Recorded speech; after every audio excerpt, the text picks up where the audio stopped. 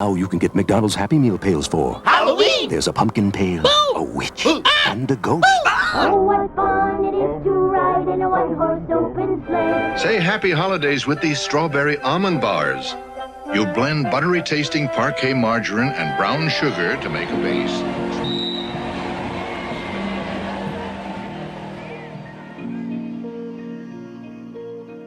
Whenever the holidays come around, I get a little jealous of families that have strong traditions dating back to their culture of origin. You know, like the Krampus parade, or a traditional Irish Halloween, or Chinese New Year.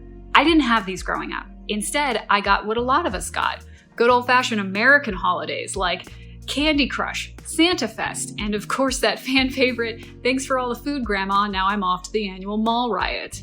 What else we got? Valentine's Day. That holiday we invented to pressure couples into spending money on each other. That's a nice one. Hi, I'm Magdalen Rose. In this video, we're going to be talking about European American identity. Again, because I'm kind of hung up on it. Before we begin, if you like the channel, please subscribe and support me on Patreon, because this video is definitely getting demonetized.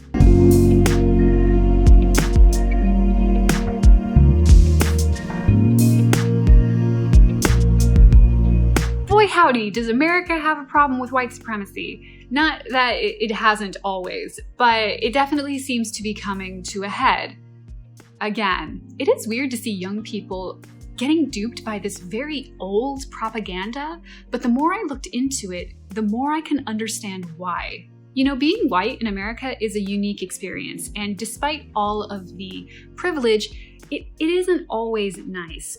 One thing you can hear a lot in the US is white people don't have culture, and that isn't true in Europe. In America, however, they have a point. This isn't intrinsic to white people, like it isn't a character flaw or lack of humanity that causes this phenomenon, but it is undeniably a thing. So what does this have to do with white supremacy? Well, when white supremacists recruit, they can lean very heavily on offerings of identity, on a deeper connection rooted in thousands of years of tradition and culture, music and art. It's not actually a thing, like they don't actually believe it, they're just a gang, but white Americans can be particularly vulnerable to this kind of cultural marketing. Many of us have that one aunt who insists she's descended from an authentic Cherokee princess. A surprising amount of princesses from a tribal society that is not a monarchy. White Americans also have a tendency to immerse ourselves in other cultures. This has led to a lot of anger and resentment from the cultures we appropriate. Some of this is just classic greed, covering a song by a Black artist without credit or compensation.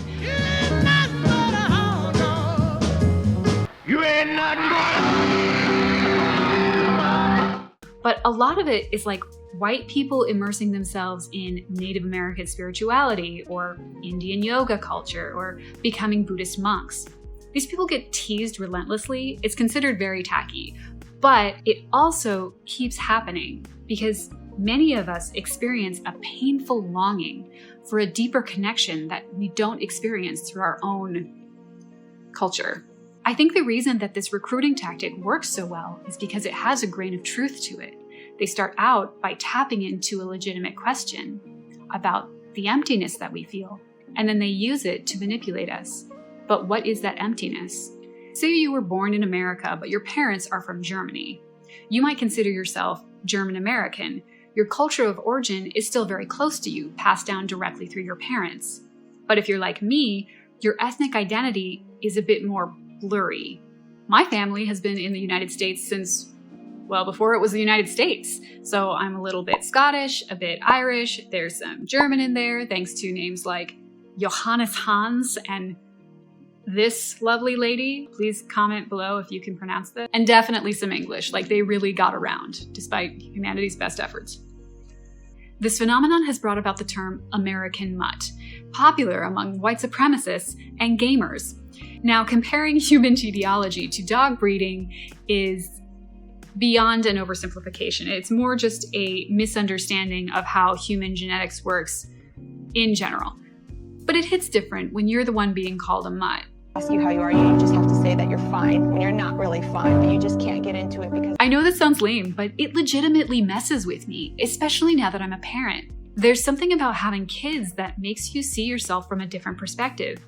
As a kid, holidays happen to you and around you, but as a parent, you make those holidays happen. You're the one organizing St. Patrick's Day dinner or lighting the menorah. You're tasked with continuing a human ritual and confronted with questions about whether or not it means anything to you. Because when it comes to passing down tradition, which ones do I do? And how much?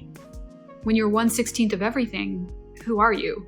I don't know, I'm just like, white? The problem with the term white is that it isn't a culture. It isn't an identity. It is only a political grouping used to accumulate power. You can't use it effectively for any other purpose. It's like trying to bake a pie with a gun.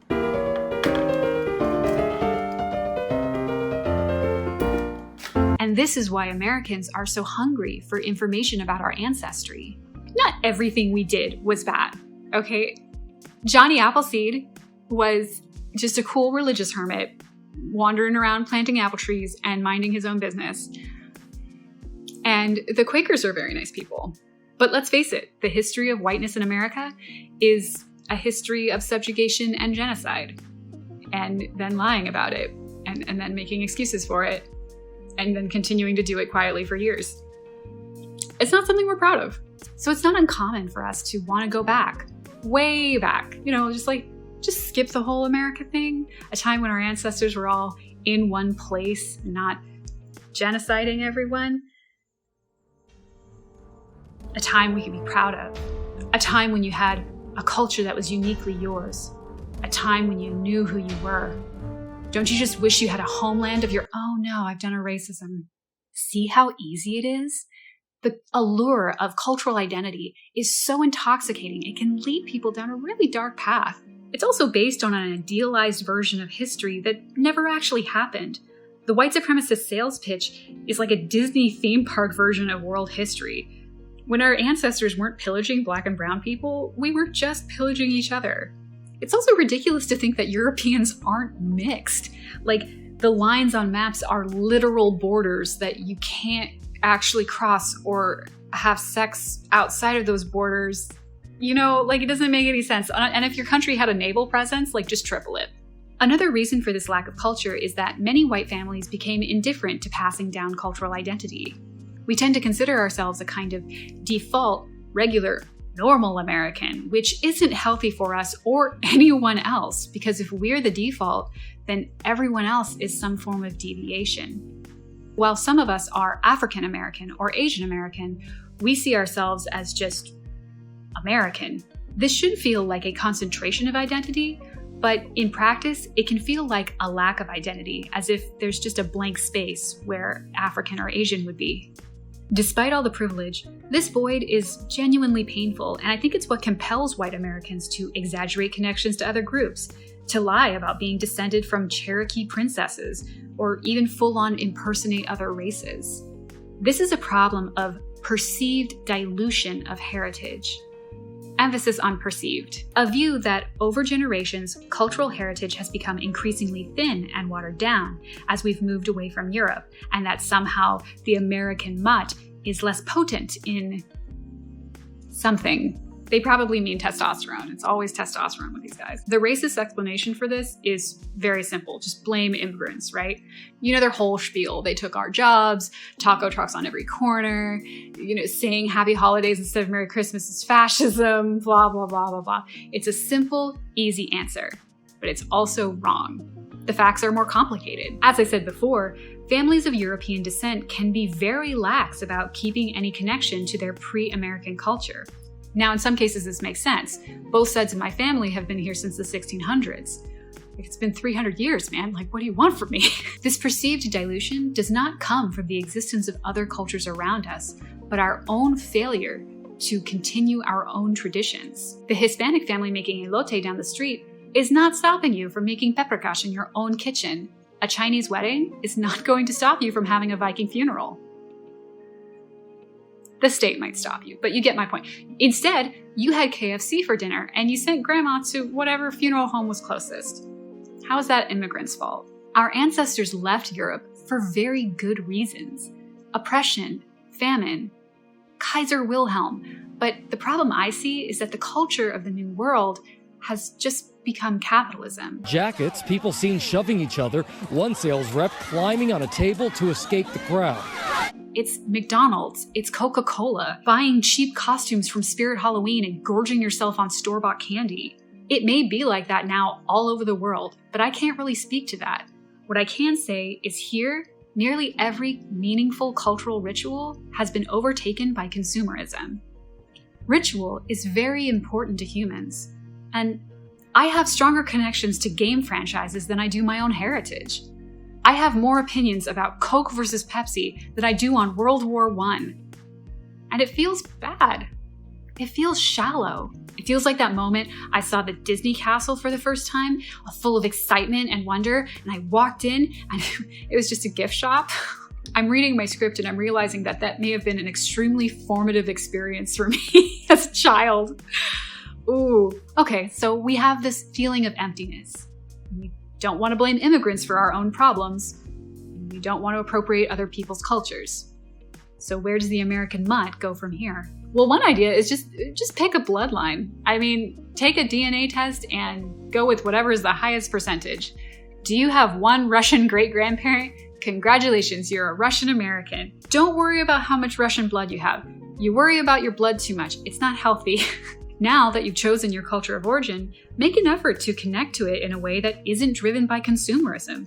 You could learn to speak Russian, study Russian history, make Russian-inspired arts and crafts, or celebrate Russian holidays.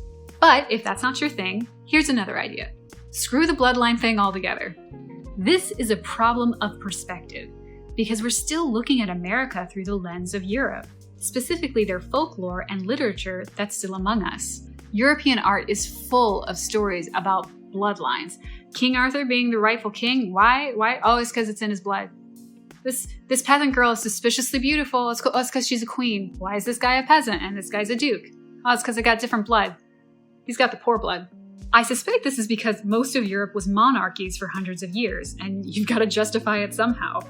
The folklore reflects people's understanding of race and class, and there's nothing wrong with that. I'm not here to drag Grimm's fairy tales. Hi, this is my video about why Camelot is totalitarian propaganda, part 1 of 7. The problem with the white supremacist mentality is that they're looking at America like a 16th century European peasant. America has a completely different set of values. In America, there is no divine right. No one is going to hand you a sword and tell you you're king. It's all about how hard you're willing to work. In theory, it is a work in progress. In America, your bloodline is not supposed to be important. For example, I am related to Sir William Wallace, a freedom fighter who fought so valiantly against the British occupation that they put up a statue of him in Scotland and even made a movie about him. And what does that mean about me? Absolutely nothing. Genetic memory isn't real, at least not in the colloquial way that we treat it. Being a descendant of William Wallace does not make me more brave or more valiant. The only thing in my blood is more blood. It can be hard to talk about these feelings because it sounds like such first world problems. Oh, poor white girl is sad because she doesn't have culture, wah. And okay, that is a valid criticism, but it is a common crisis of identity for white Americans to have. And somebody should be talking about it besides, these guys. Do you consider yourself a European American or an American? Is the connection to an ancient ancestor more valuable than your connection to your grandparents? And if so, why is that? I personally blame Lord of the Rings, but that's just me. Thank you for watching my video on European American identity. I appreciate so much. I can never do it. Thank you for watching my video on European American identity. If you liked the video, please like and share the video with others, and I will see you all next time. Bye!